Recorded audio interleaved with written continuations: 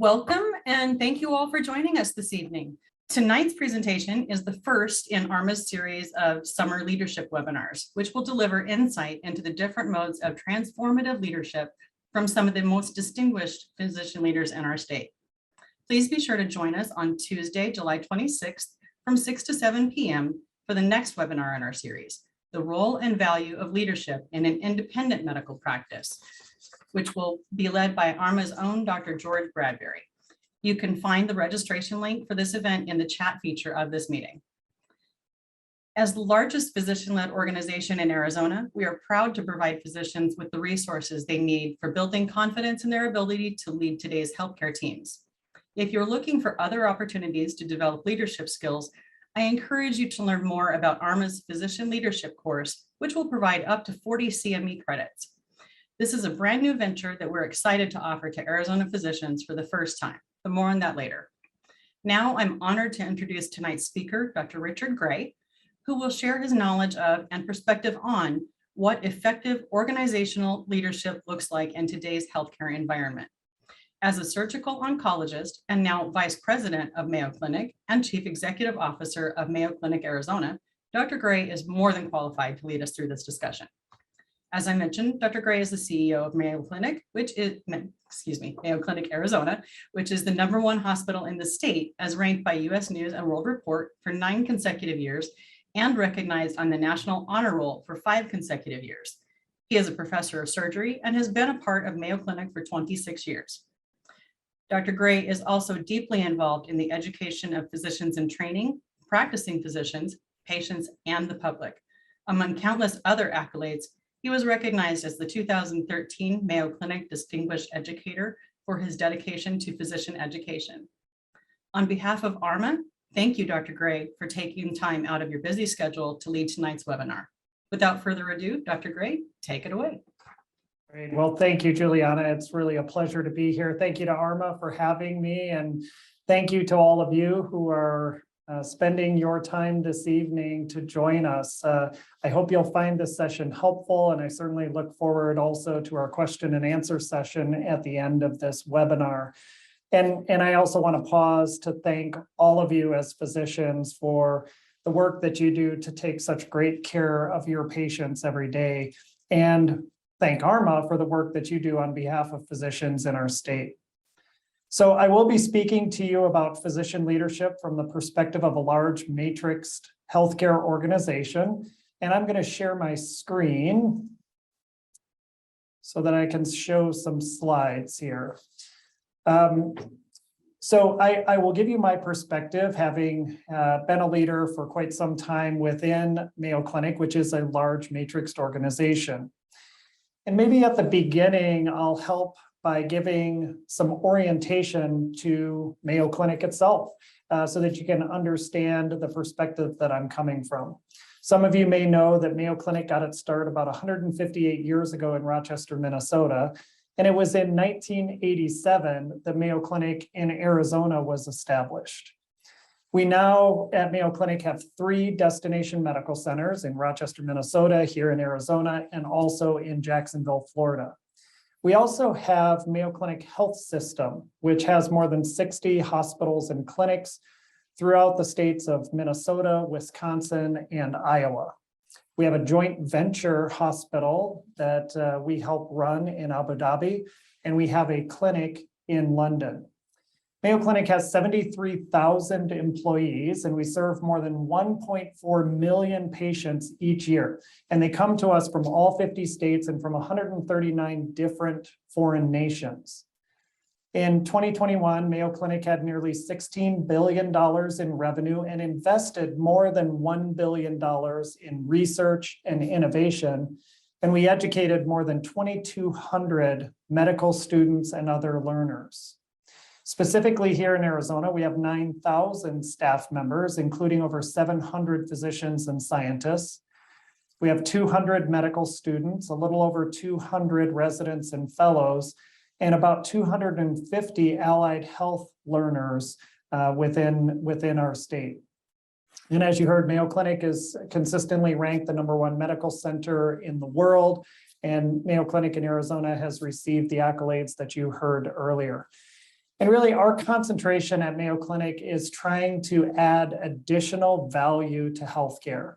And we think where we add the greatest value is in the coordinated multidisciplinary care for patients with serious or complex conditions. So we concentrate our efforts on things like transplantation, cancer care, cardiovascular disease, neurosciences, as well as regenerative medicine and surgery. In fact, Mayo Clinic in Arizona is the largest solid organ transplant center in the nation. We do more liver transplants than any other center. We do more kidney transplants than any other center. And we have a high volume heart transplant center and pancreas transplant center as well. So we, like Mayo Clinic as a whole, are a destination medical center. So our greatest service is to our community here in Phoenix and through the state of Arizona. But about 20% of our patients come from national and international locations. And each year we receive patients from every one of our 50 states in the country and from about 50 foreign nations. So importantly for today's discussion, Mayo Clinic is a physician-led organization. And I really think that that is one of our keys in helping to assure that we live out what we always talk about as our core value, which is the needs of the patient come first. And our attitude is really that every single one of our physicians plays a leadership role. So this graphic that you see on this slide is a model of a bit how we approach physician leadership and importantly, physician leadership development at Mayo Clinic. So let me walk you through a bit of it. If you look first to the center aspect of the slide, to the light blue bars, those are 4 types of physician leadership that we recognize at Mayo Clinic. So of course, some of those are formal roles like mine or a department chair. Some are leading committees or being a member of those committees. And those are an important part of Mayo Clinic decision-making and Mayo Clinic wisdom. We're very committee driven. Some are influencers within our organization and outside of our organization in societies and nationally. And then finally, some people are leaders of their clinical care teams or their scientific teams and within the community. Across the top of this graphic, you see that the context of physician leadership at Mayo Clinic has a range. It can be strategy formation, it can be catalyzing transformation, it can be operationalizing our strategies, and importantly, it can include mentoring and coaching others. And depending on the context, you may be doing all of these things, or you may be concentrating on 1 or 2 or maybe 3 of these. At the bottom of the graphic, those 5 boxes are really the building blocks that we feel are foundational to physician leadership at Mayo Clinic. We want each of our physician leaders to have cultural acumen, to drive results, to have bold and forward thinking, to engage others, and to inspire values.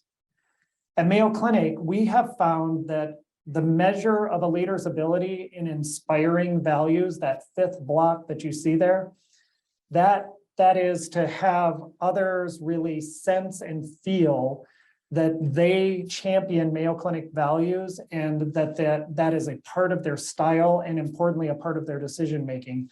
That measure is the #1 predictor of a successful leader within our organization. And it's particularly pronounced among our department chairs. When inspiring values are seen as a strength of someone, they tend to be a successful leader. Our organization, as we talked about, is large, and so it's complex and matrixed, and the leadership structure reflects that. Our board of trustees consists of 14 members from Mayo Clinic and 14 public trustees, and they have fiduciary responsibility for the organization and provide strategic input and oversight.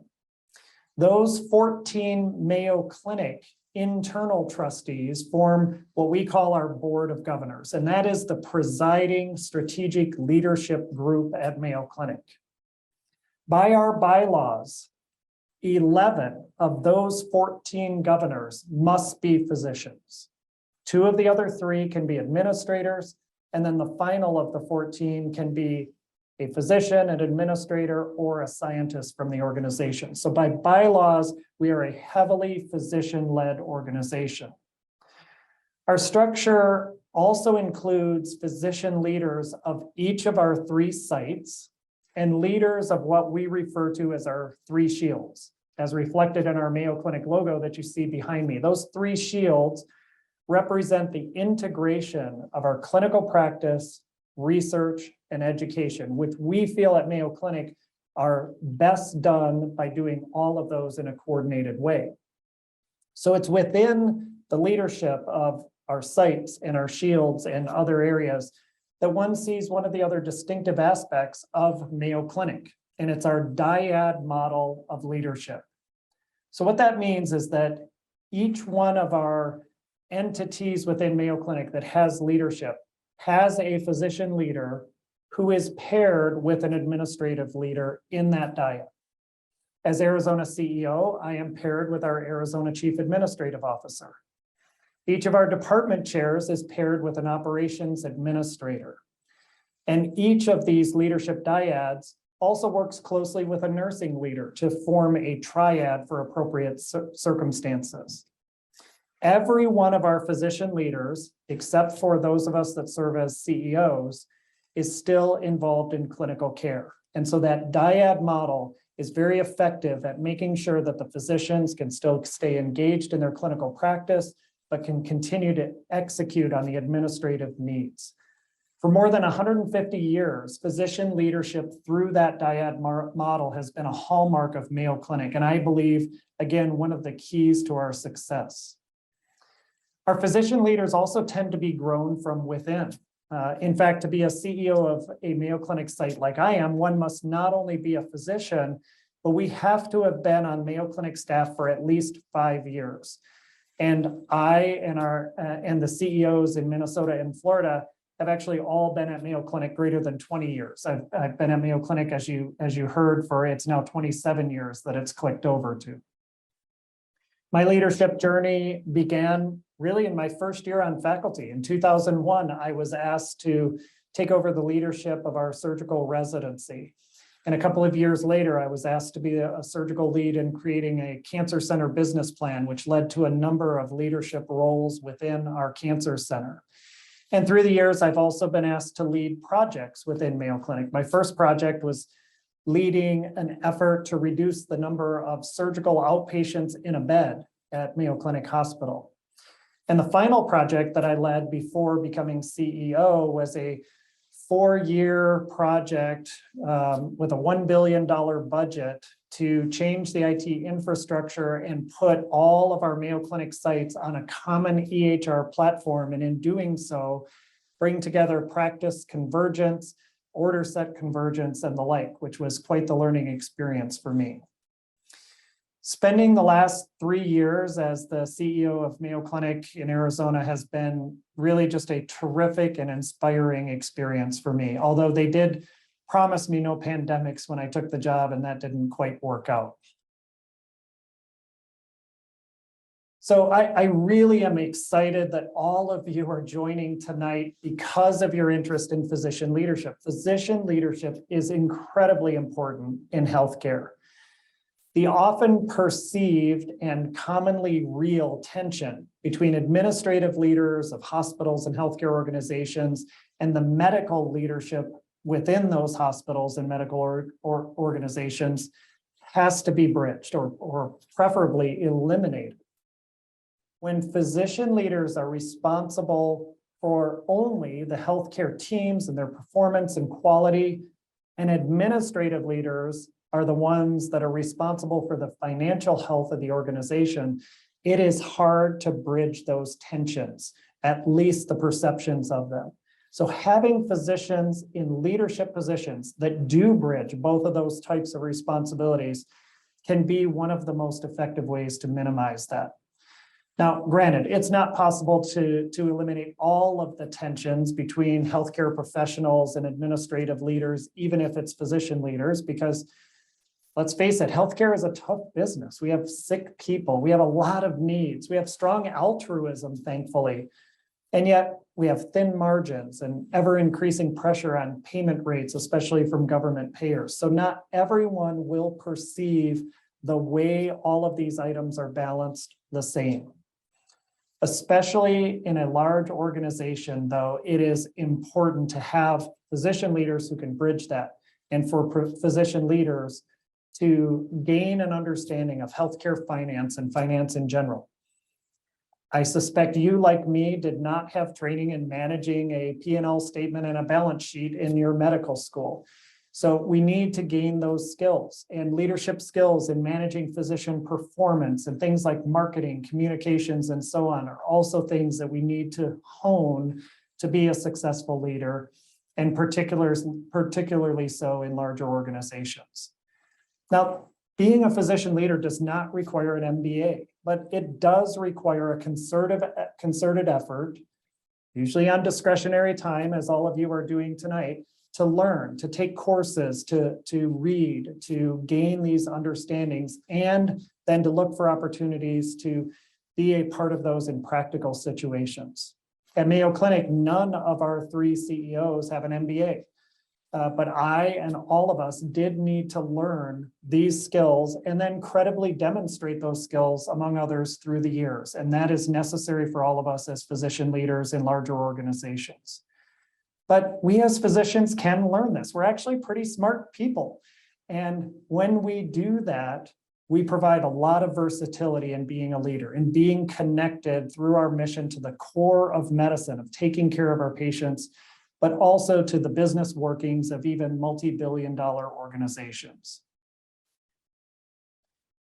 So if physician leadership has such strong advantages, as I've been making the case of, why is it less common, especially in larger organizations? Well, I think we all know that historically and still, physicians are leaders of their own small businesses commonly. But more and more, it was larger organizations like hospitals and health systems that were run by non-physicians because they tended to be capital intensive and very focused on how to make the financial dealings work. And they often required different skill sets that fewer physicians either had or were interested in. But times have changed. You all know that independent physician practices have become less and less common over time. Integration of healthcare across the spectrum continues to grow. So we need to continue to foster physician leadership across the spectrum of healthcare organization sizes. Now, Mayo Clinic has an unusually long history of physician leadership because we have an unusual founding. It was an agreement, actually just a handshake, that occurred between the Mayo brothers and their father with the Sisters of St. Francis. And the sisters said, hey, if we raise enough money to build a hospital here in Rochester, Minnesota, will you take care of the patients there? And they shook on it, and that is what became Mayo Clinic. And so it was the leadership of physicians, and at that time, the Sisters of St. Francis, and for many years, that became the model for Mayo Clinic. So neither Mayo Clinic nor I have some special formula for physician leadership in large organization that's a panacea, but I will tonight share with you a few perspectives that at least I have found valuable in me navigating leadership within this large matrixed organization here. So I'll mention 5 things for our time left together tonight. First, the most important leadership quality, regardless of organization size, is probably authenticity. But it's especially easy in a large organization to lose that perspective as a physician leader. Second, I'll share with you 3 fundamental tensions that exist in all sizable organizations, because if you lead in one, you will have to navigate them. Third, we'll talk about really valuing our people, all of them. And in a large organization, you do have to lead through others, and it can be especially challenging to make sure that all of your people feel appreciated and feel connected to the mission. Fourth, I'll just mention briefly how to be sure that you're a leader and not a manager. And the difference between these two really widens as organizations get larger. And finally, I'll mention that the true success or failure of a leader is driven much more by how he or she navigates the circumstances of his or her leadership than by the skills and characteristics of that leader. So let me first mention a few things about authenticity. When one takes on a new role, particularly a new leadership role, and particularly if it's more high profile or at a larger organization, it is common to look around for how do I do this? You look to books, you look to mentors, you look to other guides for what to do and how to act. And there's a lot of books written about leadership, and most of those are how to be as a leader. They're not about how to do things day to day as a leader. So it's tempting to look to others and say, well, how do you do this? How should a leader do this in this context? And all of us experience that. All of us experience some of that uncertainty. When I got on the plane after my interview for this CEO role, I was reflecting on it and I said, I think that went pretty well. And I think my very next thought was, uh-oh, if I get this job, I hope I don't mess it up. So when you have those concerns, when you move into a leadership role, again, we want to look to others to give guidance. And certainly a lot of people were willing to tell me what they thought I should do and how they thought I should act. One person told me that what I really needed to do was learn enough of the small details about the job of every one of my direct reports to show them that I knew something they didn't. And that would make them feel slightly intimidated, and they'd work harder to know everything about their responsibilities, and it would keep them off guard and really trying to be proactive. But I very quickly came to the realization that it was me that Mayo and our board hired to do this job, and therefore it should be the real me to lead, not doing the techniques and approaches of others as they suggested to me. So I care deeply about the people of Mayo Clinic and the patients that we serve. I'm kind, I'm compassionate. So the advice to keep people off balance by making them defend details of their job was not me, and I had to find my own way. So if you help lead as a physician leader within a large organization, don't fall into the trap of thinking that it's some foreign special world that you have to adapt your style to that world. Know yourself and be an authentic leader. People will see through it if you're faking it anyway. The second item I'll share is it's just helpful to know that there are fundamental tensions that occur in large organizations. So there's three fundamental tensions that I want to mention to you. And the first is intimacy versus scale. So some people within a larger organization will consistently and probably should fight for personalization and unique local ways to approach things for their segment of the organization, to meet their patients' needs, to meet their staff's needs, whatever the case may be. And others will and should fight for standardization and best practices and economies of scale. And the larger the organization, the more common and pronounced are these tensions. As COVID hit, our Mayo Clinic in Arizona Center for Digital Health leaders wanted to quickly deploy a new chat box to deal with patients' many questions about what to do with COVID and their questions and concerns. And as we went to deploy this and we worked through IT security issues, other digital health and IT leaders said, oh, wait, maybe we should take a step back. Maybe we should slow down and pick a chat box that we can deploy at all of our sites, make sure that it's going to work well, regardless of what state we're in, et cetera. But of course, our people wanted to move quickly and get it in place in Arizona. So you get the ideal. It's just one example of, do we individualize and meet a need quickly and perhaps scale later? Or do we take a step back and make sure we have a best practice and that we can deploy at scale up front? So obviously leaders have to encourage both ends of this tension. There are times that we need personalization. There are times that we need scale and standardization. And ultimately it is up to us as leaders to help determine when each is better applied. But just knowing this is a tension that will consistently exist will help us as leaders to recognize it when it does come up and help our teams navigate it. The second tension that will always exist is between operational excellence and agility. Agility and agile methods are all the rage right now. And it is important to change, to test and learn, and to be ready to adjust organizationally to our ever-changing forces and expectations, to be willing to fail fast, as people often say. But no patient wants to hear that her surgeon innovates a new way to do the operation every time to learn. And nobody wants their surgeon to be the one who wants to fail fast so that they can discover new ways of approaching things. So leaders must know the wisdom of when and where to stress operational excellence and high reliability, and when it's appropriate to deploy agility and experimentation.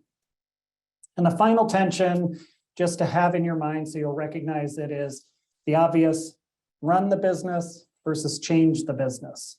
Run the clinic versus change the clinic. Do you stop taking advantage of opportunities in a fee-for-service environment to better prepare and deploy things for a value-based system? You know, these are the classic, we have to fly the plane while rebuilding the plane type of questions. How much time, how many resources should we invest in transformational undertakings like digital platforms and home hospitalization and decentralized clinical trials versus growing and improving existing core operations that affect large numbers of our patients? So of course, leaderships again have to strategically address both and find the right balance for capital and people and time investments. But again, understanding all the while that many in the organization will just continue to disagree with how that balance is struck, because it's a tension that will consistently be in place. A third item that I'm sure we all understand well is that we have to value our people. And this has certainly been front and center during this long COVID ordeal that we've been through. So no matter how big or small your organization is, our people are always our most important asset. And keeping our people supported and inspired and thriving will always be one of a leader's most important tasks. Everyone wants to be appreciated. They want to be admired. They want to be made to feel seen for their contributions. I always say everyone wears an invisible sign that says, "Please make me feel important." So in a smaller organization, a leader may be able to get contact with most or even all of the staff. He or she may be able to even get to know everyone, but in large organizations, that's not possible. So as leaders of large organizations, one must be intentional about maintaining that sense of contact and appreciation directly with staff members as much as possible. Just because you can't get to know everyone shouldn't prevent you from trying to make contact with as many people as possible and hearing their experiences. I try to regularly, almost daily, put myself in situations to bump into people randomly and hear what's going on with them, to work alongside our staff, to sit down with them in the cafeteria or in a lounge so I can hear what they're dealing with, what's on their mind, what they're concerned about, what they're excited about at Mayo Clinic. It also helps more people to not just think of me as the boss or the CEO off in an office somewhere. They get to know me and see me. So in a smaller organization, physician leaders can more easily create spontaneous, meaningful moments with a significant percentage of their staff. But in larger organizations, it usually takes careful planning to create those powerful moments that make people feel special, feel appreciated, and feel seen. But there are strategies to create meaningful moments. So one is breaking the script. So meaningful moments can be created when you break the script, when you do something unexpected, when it's something that's not part of the routine. This spring, knowing how much we had been socially isolated from each other and everything that we had been through, we just planned a huge all-staff event outside on our Phoenix campus where we had live music and dancing in the parking lot and arcade games and free barbecue and desserts from food trucks and fire pits, and even a 32-person foosball game where everybody just went out after work or on their way into work, depending on their shift, and just had fun together. And it was for no particular reason other than to enjoy each other's company and do something that was a bit unexpected. And since it was unexpected and outside the norm, it really created a powerful moment of joy. And our staff really needed it after dealing with the pandemic for so long, and it provided a great forum for us to be able to go around and express gratitude for all that everyone is doing.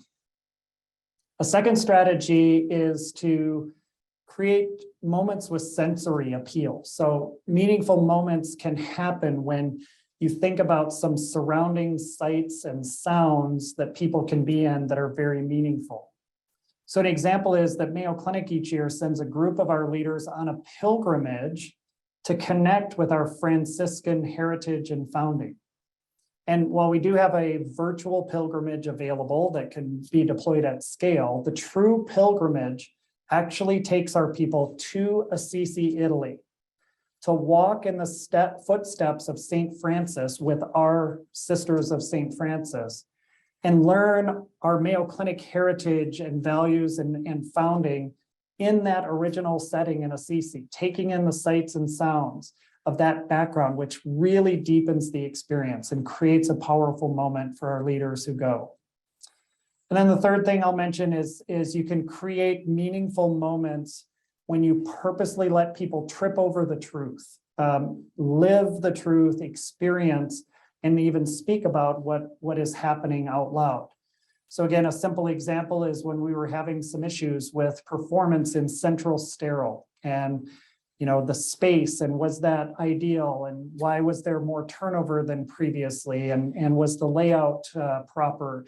Our surgical and procedural leaders just spent an afternoon working in central sterile. They worked shoulder to shoulder with the people there and experienced how it works, how the layout plays out in real life, and tripped over the truth of what the challenges were in that environment for our staff. So you get the idea.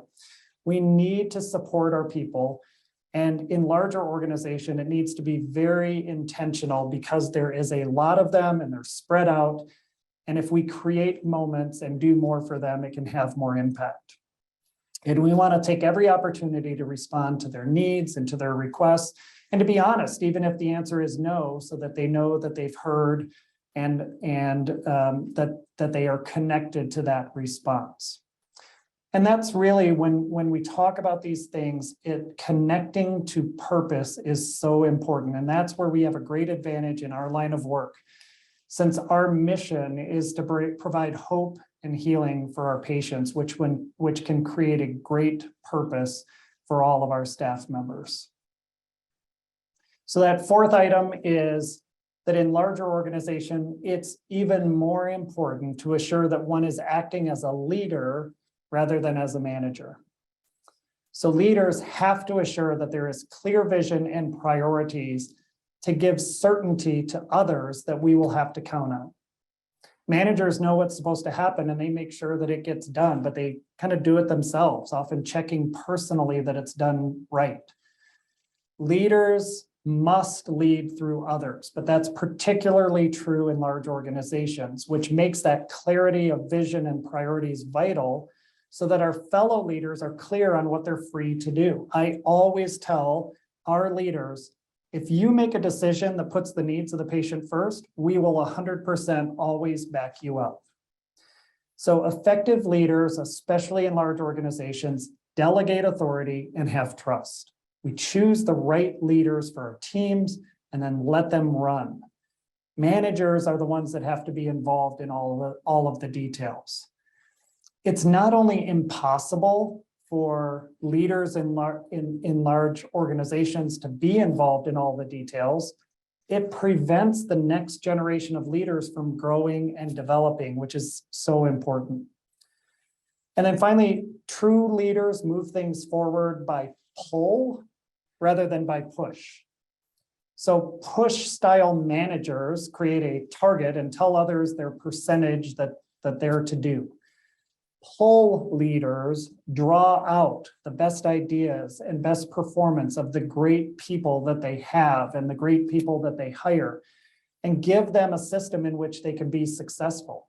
And the people that are doing it right, that where their great performance is coming out, they make their lives easier and they give them access to more resources.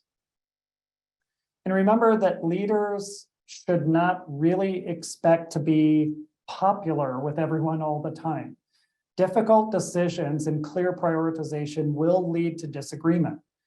But good leaders will have a process and a demeanor that predisposes them to the dignity of others, that leads with humility, so that people feel heard, so that they can at least respect the leader and the decision, even if they disagree with what was decided or what was prioritized. So as a leader in a large organization, we have to watch out for some of these pitfalls. There's also a higher risk of formality and deference to leaders within large organizations, and people just saying what they think will make the leader happy or using the same terminology. So effective physician leaders, again, especially in large organizations, have a responsibility to lower those barriers of formality and title, and instead lead with humility, curiosity, and gratitude to create an atmosphere to make problems visible and reject mediocrity. One of my mentors is Alan Mulally, the former CEO of Ford Motor Company and Boeing Commercial Airlines. And Alan always, when someone would raise something that wasn't going right, he would purposely thank them, and he called these spoken problems gems. So that kind of encouragement of people telling you when things aren't going right is surprisingly uncommon among leaders of larger organizations. So in putting all this together about leaders versus managers, for leaders, true leaders, the prime questions people have in their minds are, who are you? Where are we going? And do you see me? So be authentic so you can be known. Communicate clear vision repeatedly so people know where we're going, and show value for every person in the organization so that they know they're seen. Then you are leading and not just managing. And finally, I want to reiterate that the success or failure of a leader is driven much more by how he or she navigates his or her circumstances than by their skill sets and characteristics. Winston Churchill is rightly revered as one of the most important and inspiring leaders in world history. He was exactly the right leader of the UK and the free world during World War II. But he was also defeated and left office in 1945, essentially as soon as the war ended. So Churchill had not perfect leadership attributes and abilities for all times and circumstances, but he did use his leadership attributes and abilities to step up to the circumstances that he was in, to face Hitler and the Axis powers and be inspirational in that setting.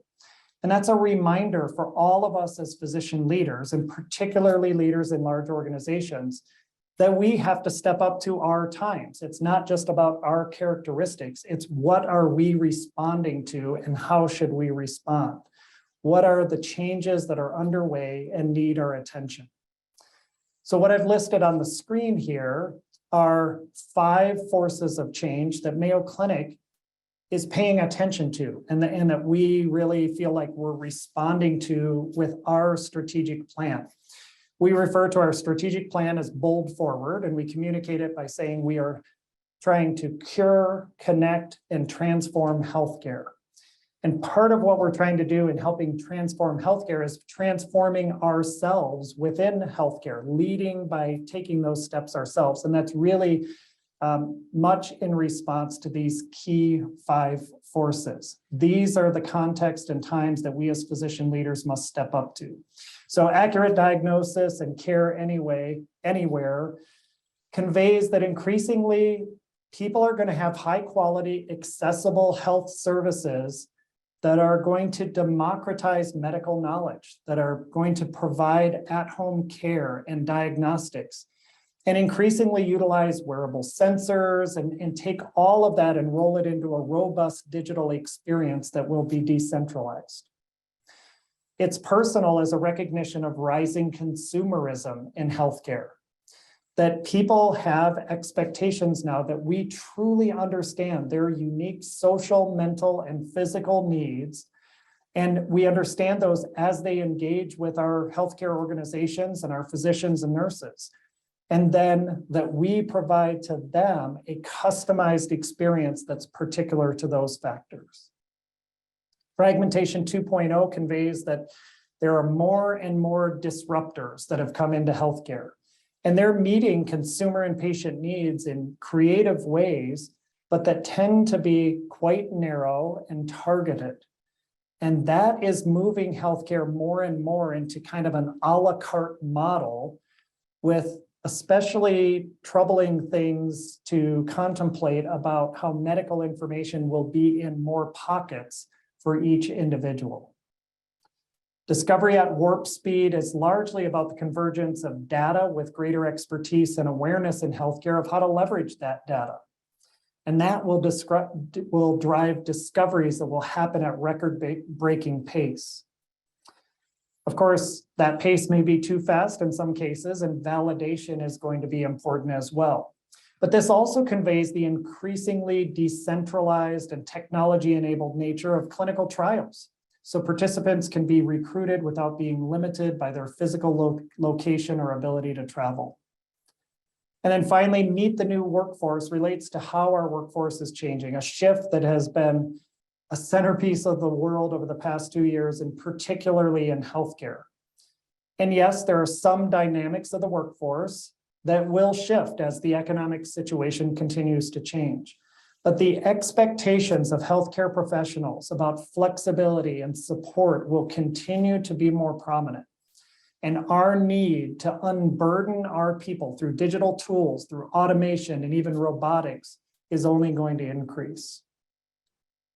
Beyond these 5 trends, I'll also mention that there are societal trends that affect the way we lead large organizations, regardless of the type of industry. In the past, large organizations took pains to avoid any public statements or positions that could be deemed political or unrelated to their core business, something that kind of seems quaint now.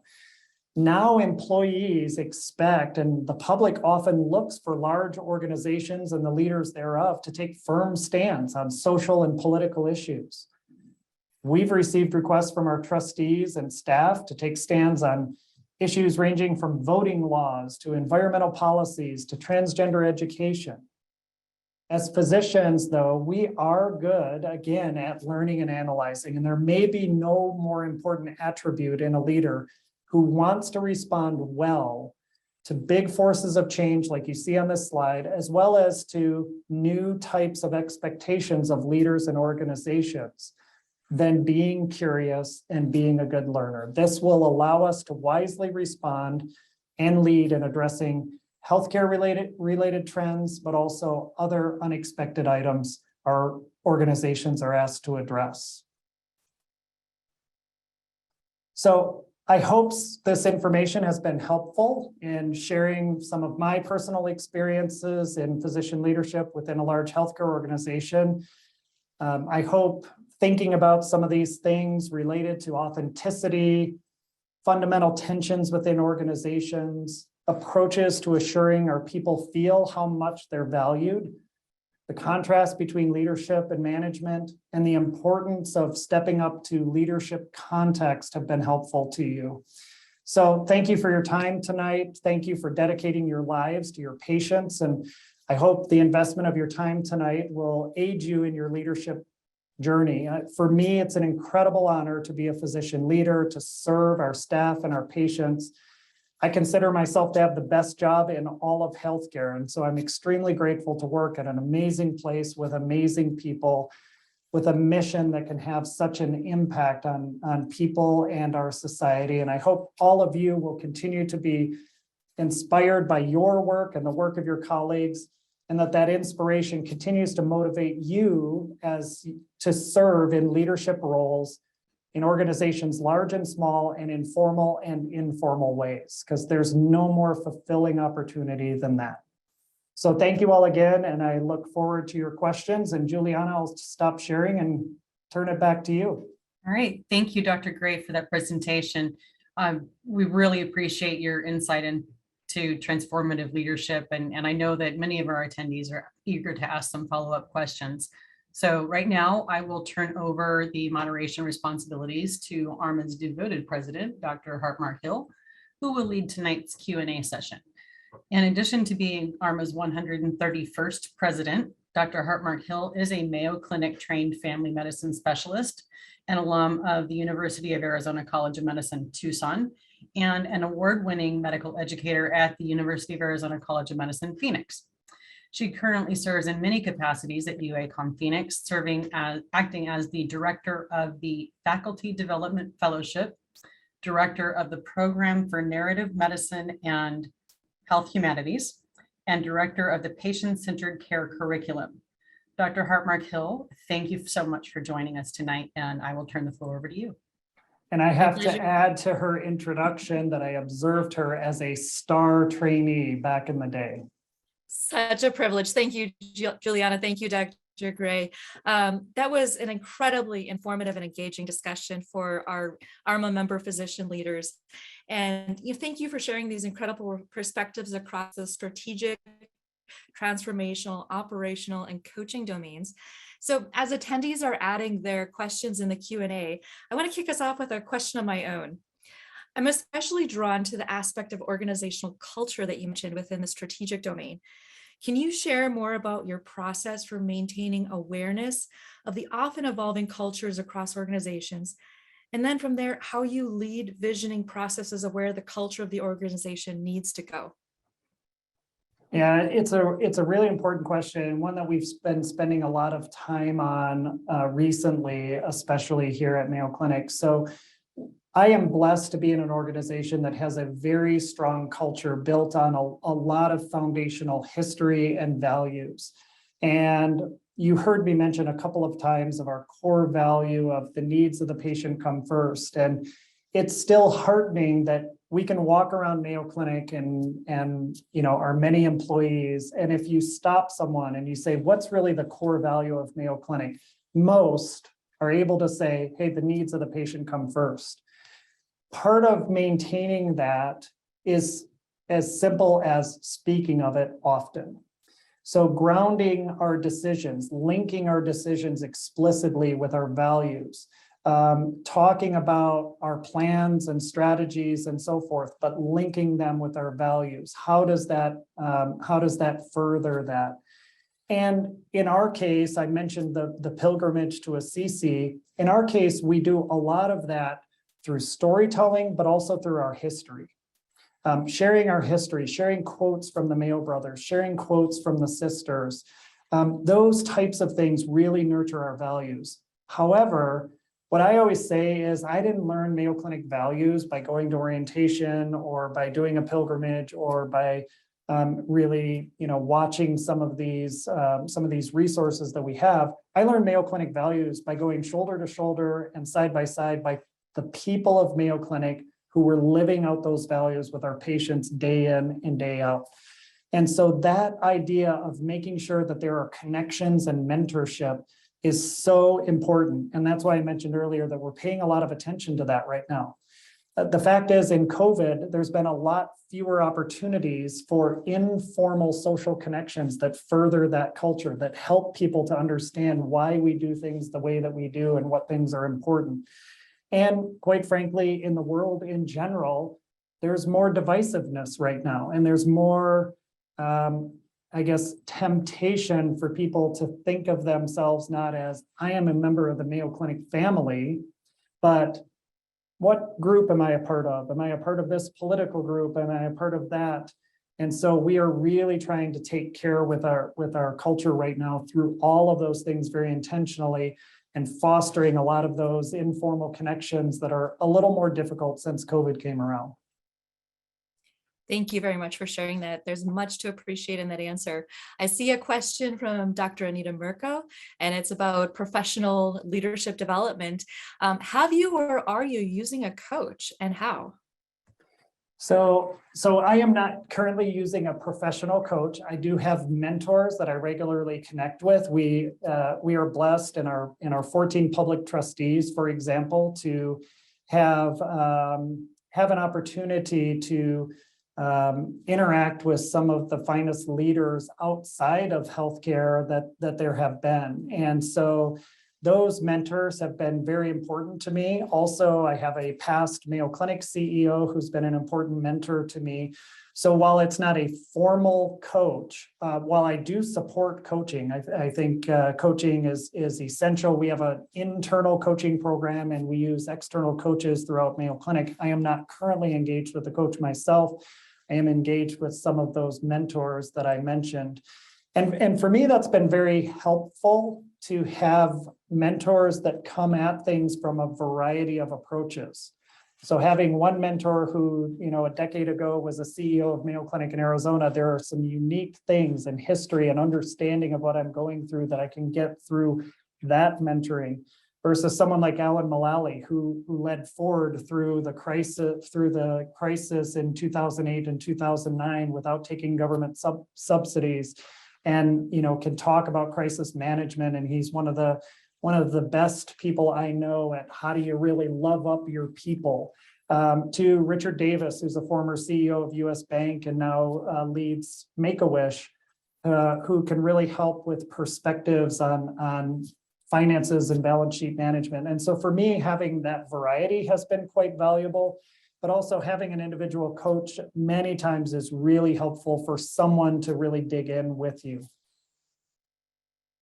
That's excellent. Thank you. This next question comes from Dr. Jameson, and it's an advocacy question. He asks, what are the top federal advocacy priorities for Mayo, and both federal and then also at the state level? So probably our top priority right now is preserving in the long term some of the, at the federal level, is preserving some of the important flexibilities that came in as part of the public health emergency. So our ability, for example, to provide telehealth across state lines without fears regarding licensure. For patients at a place like Mayo Clinic in Arizona, as I mentioned, where people come from all 50 states and from 50 different foreign countries, the ability to initially be able to do a telehealth visit to then plan an efficient visit for those patients can be so meaningful, especially to those that don't have a lot of means. To people that can't come to us multiple times and have things rescheduled, to be able to plan that out. Also, we have launched what we call Mayo Clinic Advanced Care at Home. And so both through state advocacy and laws, as well as federal policy, we've been able to really further the idea of true home hospitalization. So a patient that comes to us right now with a diagnosis that would land them in the hospital, we offer them, hey, do you want to be admitted to the bricks and mortar Mayo Clinic hospital, or do you want to be admitted to home? And if they're admitted to home, we deploy a technology package to them and logistics and the like that comes around them. And we've had great results with that. And it can really have an impact on patient outcomes, but also on affordability in doing that. So those are some of the things that we're trying to make sure will be preserved when the public health emergency ultimately ends. And at the state level, we're advocating on similar things. And there are also some items regarding drugs and what's referred to as white bagging that can be very disruptive to assuring quality when patients come in, if they're required to bring in their own medications, and makes it harder to verify exactly what they have and make sure all of that is right. So we're working on some of those things at a state level also. Excellent. Thank you for that. And I really appreciate the question from Dr. Jameson, who's on our executive committee of ArMA, because that is telehealth, and many of the things you mentioned are top priorities for ArMA as well. So we have a question, I think, recognizing the really important work that Mayo does. Is Mayo going to be sharing data as part of the Arizona Health Information Exchange in the foreseeable future? Yeah, for right now, we continue to look at this. For right now, we don't have plans to do that in the near future. And we continue to look at some of the aspects of what that means in terms of kind of the reporting requirements and our IT infrastructure. And so far, we haven't been able to say that it provides for our patients and for the community enough of the benefits that I think we all recognize in terms of interoperability and some of the information sharing to overcome some of the challenges and some of the downsides. But we continue to recognize that those types of items and gathering data together is extremely important. And I mentioned Mayo Clinic platform. So one of the aspects of Mayo Clinic platform is we're very committed to it being an open platform that can connect people who have healthcare needs to those that can provide it, including discovery science, and not making it a closed Mayo Clinic platform. So we recognize the importance of some of these interoperability items. The health exchange isn't one that we've been able to work out though yet. Thank you. This next question, I think, definitely represents something that all organizations nationally are working on and dedicated to. How do you recommend an organization go about finding leaders who are from more diverse backgrounds? Yeah, so I think the key, and I think the person put in that question, not just going after the usual players or the usual suspects. And I think that's the key is, number one, making sure that we're developing leaders. So within our organizations, that we're continuing to invest and develop people with diverse backgrounds, racial backgrounds, socioeconomic backgrounds, et cetera. But also that when we do searches for leadership positions, when we are looking for those leaders, that we take a moment to take a step back and say, where else should we be looking? And who should we ask a second time or a third time to make sure that they know that they're valued and that they are a strong candidate? And I think that can help make a difference in increasing the diversity of the talent pool that comes in. And then, of course, we have commitments to some specific programs because we know it goes across a complex spectrum to make things better. So we start very early. We have a Mayo Clinic Cares program that seeks out high school age students who might have an interest in a healthcare career, and we bring them in for a program during the summers, and we emphasize those that have diverse backgrounds being able to come in and experience what is a healthcare career like, helping them see themselves in a future healthcare career. And then partnerships with colleges and universities. We have specific partnerships with multiple universities, some of which are historically Black universities, to help those students experience what it's like and what it takes to be successful in getting into medical school. And then we have programs within our medical school to try to recognize early people with star potential and match them up early with our department leaders in the area that they might be interested in, so they can get to know each other, so that those individuals maybe who didn't picture spending their career at Mayo Clinic start to picture spending their career at Mayo Clinic, and the leaders within those departments get to know those individuals well enough that they want to bring them into their residency program and then want to bring them on staff. So I think it has to be multi-pronged. We have to recognize that developing more diverse leadership requires things along a very long spectrum, and it's complicated, but by making those extra efforts, we can make a difference. I love that. That is incredibly important work. Thank you so much. It looks like we've come to the end of our Q&A session. Dr. Gray, thank you again for these additional insights, and thank you to everyone who submitted these fantastic questions that we can all learn from. I'm going to turn it now over to Juliana for the conclusion of our session. Great, thank you. Dr. Hartmark-Hill, thank you so much for moderating our Q&A. And Dr. Gray, thank you so much for spending the time with us this evening. I wish we had a lot more time to talk about leadership because it's so important, and your insights are so appreciated. To all of our attendees, thank you very much for tuning in and spending part of your evening with us. I hope you found it insightful as well. And sorry, I lost my I lost my screen. You're still on. We're still here. If you are committed to learning more about leadership as a physician, I encourage you to join us for the next webinar in ArMA's leadership series, which will be led by Dr. George Bradbury, an authority on private practice leadership. Dr. Bradbury will cover the role and importance of strong leadership in independent medical practices. I have the privilege of knowing Dr. Bradbury pretty well, so I know this presentation will be an absolute treat. Please join us on Tuesday, July 26th from 6 to 7 p.m. And you can register for Dr. Bradbury's webinar in the chat. Finally, I'd like to urge you once again to learn more about ArMA's physician leadership course. I've spent a lot of time familiarizing myself with the course, and after learning so much about its philosophy and curriculum, I'm confident that it is one of the best opportunities for our members to develop leadership skills. Learn more about the course, which offers up to 40 CME credits and a one-on-one coaching session by following the link in the chat. Thank you once again to Dr. Gray and to our fearless leader, Dr. Hartmark Hill, for leading us through tonight's webinar. To all of our attendees, thank you once again for taking an hour out of your evening to join us. Have a great night.